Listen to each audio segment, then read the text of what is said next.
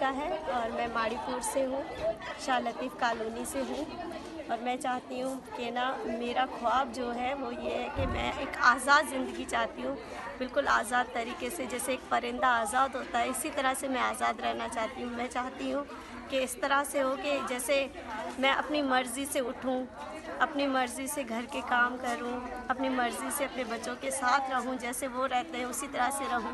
اور میں چاہتی ہوں خاص کہ میرا ہسبینڈ جو ہے وہ میرے ساتھ دوستوں کی طرح رہیں، نہ کہ کسی اور طریقے سے جیسے کچھ ہوتے ہیں جو دبا کے رکھتے ہیں، ایسے نہیں۔ میں چاہتی ہوں وہ میرے ساتھ دوستوں کی طرح رہے، جو میں چاہوں وہ کرے، جو وہ چاہے وہ میں کروں، اس طرح سے میں رہنا چاہتی ہوں۔ اور میں چاہتی ہوں کہ نا ایک اچھی سی دنیا ہو، خوبصورت سی دنیا ہو، جس میں سارے بہت پیار سے رہتے ہوں، کسی کی سوچ دبی ہوئی نہ ہو، ہر کسی کو اپنا حق ملنا چاہیے، آزادی سے رہنا چاہیے ہر کوئی۔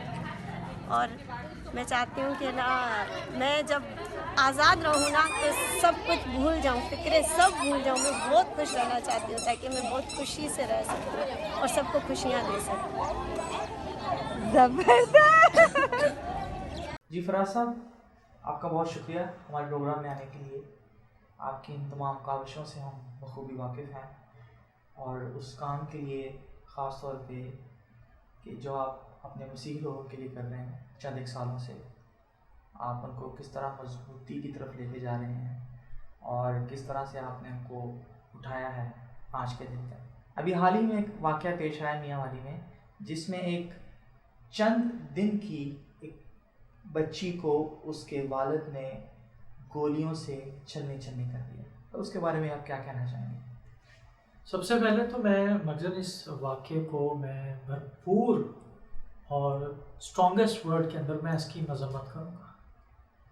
اس ننھے سے وجود کا جو بوجھ ہے وہ دل کے اوپر یقین مانیے برداشت نہیں کر پا رہا۔ اس کا جو قتل ہے، جو اس کا قاتل کرنے والا محض اس کا باپ ہی نہیں ہے، یہ پورا سماج ہے، اسلامی جمہوریہ پاکستان ہے، جو آج تک عورت کو انسان کا درجہ ہی نہیں دے پایا، اور ہم دور جہالت کے جاہل باشندے ہیں بس، اور اس جہالت کے اندر ہم جینے کی کوشش کر رہے ہیں، اور اس جاہل معاشرے کے اندر جہاں ہمارا صرف یہ وجود ہی زندہ ہے، باقی ہر ایک چیز مردہ ہو چکی ہے۔ اسلامی جمہوریہ پاکستان میں یہ ننھے بچوں کے ساتھ تعصب، ناانصافی، یہ ظلم و زیادتی، یہ ان پہ کوئی نئی بات نہیں ہے۔ ہر چند دن بعد ایک دل دہلا دینے والا حادثہ سامنے آ جاتا ہے، اور ہم ہیں کہ بس 2-3 ٹویٹس کر دیں گے یا کمنٹس کر دیں گے، اس کے بعد خاموش ہو جاتے ہیں، اور پھر ہم اپنی جو زندگی اس کے اندر بیزی ہو جاتے ہیں۔ تو یہ واقعات رکنے والے نہیں ہیں جب تک آپ ممبر سے عورت کو درجے کی بات نہیں کریں گے، اس کے اصل مقام کی بات نہیں کریں گے، تو عورت کے ساتھ یہ ہوتا رہے گا۔ یہ وقت نیا نہیں ہے کچھ پاکستان۔ جیسا کہ آپ جانتے ہیں کہ پاکستان کے اندر ایک مارچ جاری ہے چند ایک سالوں سے، جس میں آزادی کی آواز کو بلند کیا جا رہا ہے۔ کس کی آزادی؟ عورتوں کی آزادی، چونکہ آپ جانتے ہیں کہ ایک عالمی دن ہے عورتوں کا، جس میں پوری دنیا میں تمام عورتیں بلکہ اس کے ساتھ مرد بھی شامل ہوتے ہیں جو اس دن کو منانا چاہتے ہیں۔ تو وہ میں آپ سے یہ جاننا چاہوں گا کہ آپ بیان کریں گے کہ پاکستان کی اس آزادی میں اور جو عالمی آزادی ہے اس میں کیا فرق ہے؟ سر دیکھیں، فرق دونوں بڑے واضح ہیں۔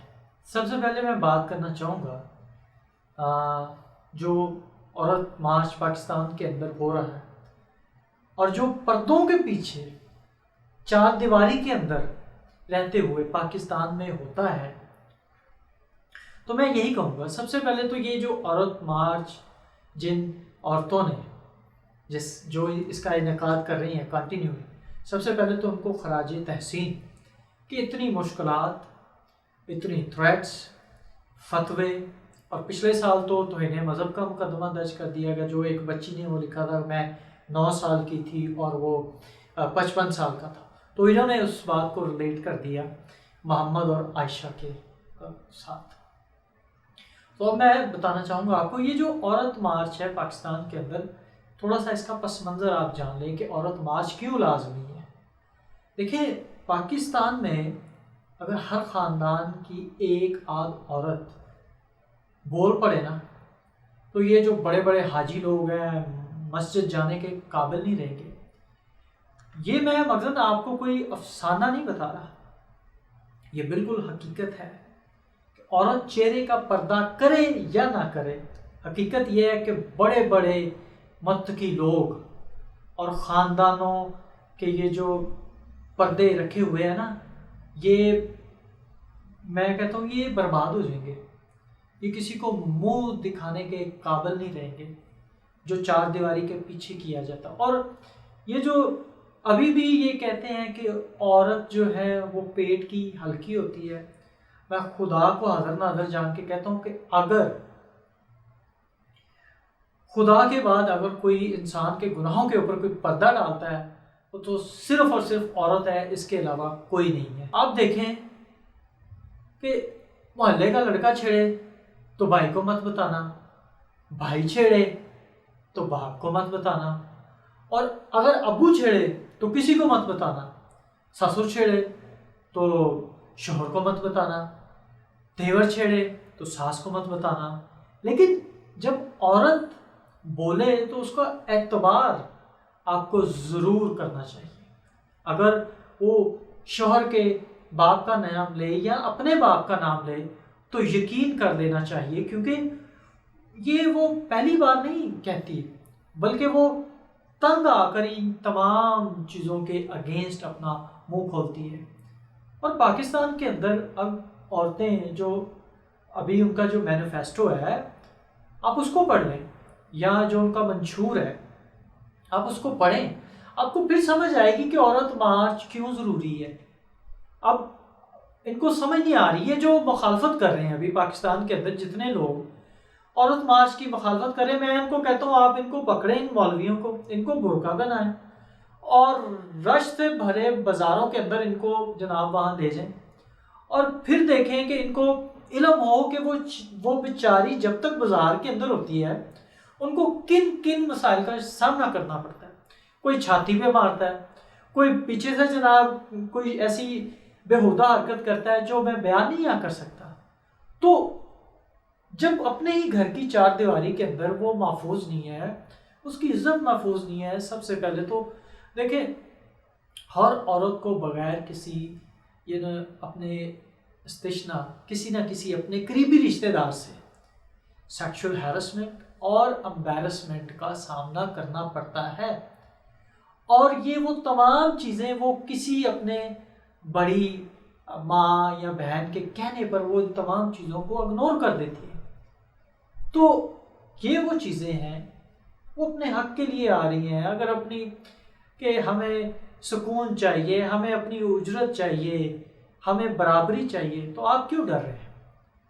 فرق ہے ویسٹ کے اندر یا پاکستان کے اندر جو عورت کے جو رائٹس ہیں زمین آسمان کا فرق ہے. تو بس یہی ہے کہ پاکستان کے یہ جو لوگ ہیں نہایت ہی مذہبی اور بڑے خود کو وہ دنیا کے سامنے بڑے دیندار کہتے ہیں اور دین پسند معاشرے کہتے ہیں کہ جی پاکستان جو ہے یہ جو اسلام کا قلعہ ہے، مگر گھروں کی صورتحال خدا کی پناہ سے. تو آخر میں آپ سے یہ پوچھنا چاہوں گا کہ آپ کا ان تمام معاملات کے بارے میں جو آج کا جو ہمارا موضوع ہے اس پر آپ کا کیا رویہ یا کیا آپ کوئی آئیڈیا دینا چاہیں گے کہ اس کو کیسے بہتر کیا جا سکتا ہے؟ دیکھیں اس معاشرے کے اندر نہ تو معاشرے کا قانون ہے پاکستان کے اندر، اسلامی جمہوریہ کے اندر نہ تو اس معاشرے کا قانون ہے اور نہ ہی وہاں کے ریاست کا دستور ہے. ان کی دونوں کی کوئی پیروی نہیں کرتا، دونوں جس کا جو جی چاہتا ہے. اب تمام واقعات دیکھ لیں پیچھے جتنے بھی ہوئے ہیں عورتوں کے اگینسٹ، ان تمام واقعہ کو آپ جانچ لیں، پڑتال کر لیں. کتنی عورتیں ہیں جن کو ان کے جو حق ملے ہیں.